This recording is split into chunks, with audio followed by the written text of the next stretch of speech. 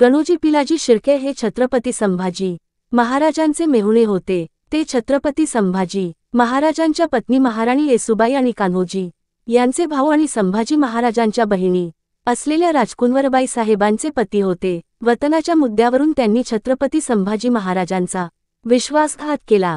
गणोजींच्या म्हणण्यानुसार शृंगारपूर दाभोळ परिसर वतनावर त्यांचा हक्क होता, म्हणून ते त्यांच्या नावावर असावे अशी त्यांची इच्छा होती।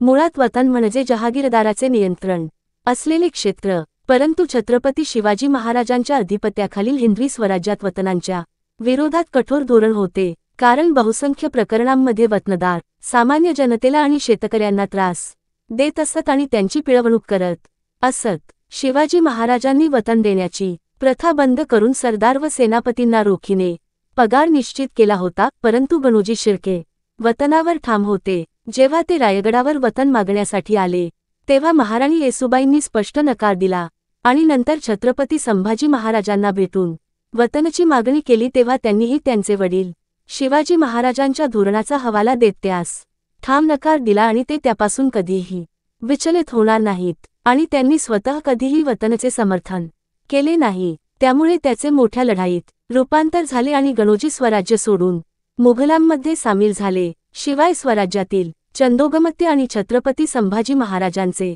मित्र आणि मंत्री कवी कलश यांचा गणोजी द्वेष करत असत। त्यांना कवी कलश आणि छत्रपती संभाजी महाराजांची मैत्री आवडत नव्हती। त्यामुळे जेव्हा कवी कलशला देसाई आणि शिर्के यांच्यातील वाद मिटवण्यासाठी छत्रपती संभाजी महाराजांनी मलकापूर परिसराची पाहणी करण्याचे काम सोपवले, तेव्हा लढा नियंत्रणाबाहेर गेला आणि गणोजी शिर्के यांनी कवी कलशवर हल्ला केला, ज्यांना विशाळगडावर माघार घ्यावी लागली।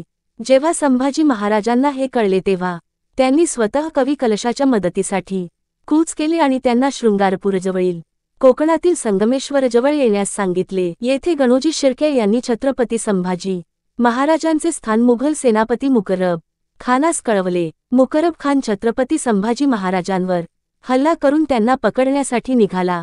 सरसेनापती मालोजी घोरपडे यांना हे कळता त्यांनी संगमेश्वरकडे धाव घेतली आणि छत्रपती संभाजी महाराजांकडे मोजकेच सैनिक असल्याने आणि मुघलांनी रायगडालाही वेढा घातला होता, म्हणून छत्रपती संभाजी महाराजांना निघून जाण्यास सांगितले। छत्रपती संभाजी महाराज आणि मुकर्रब खान यांच्यात मोठी लढाई झाली आणि शेवटी मुकर्रब खान छत्रपती संभाजी महाराजांना पकडण्यात यशस्वी झाला। गणोजी शिर्केची स्वतःच्या बहिणीला वैधव्य प्राप्त करून देणारा आणि स्वराज्यद्रोही म्हणून इतिहासात गणना होते। गणोजीच्या या कृत्यामुळे त्याच्या वंशजांना बहिष्कृत करण्यात आले होते।